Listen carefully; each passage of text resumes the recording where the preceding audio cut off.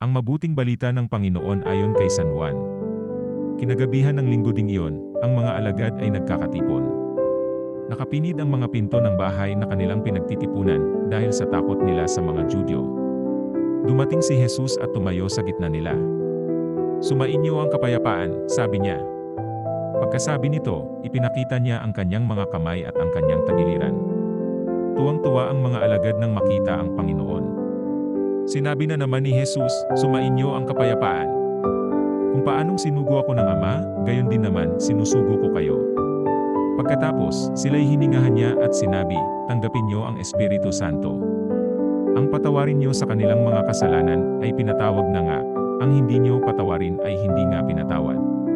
Ang mabuting balita ng Panginoon.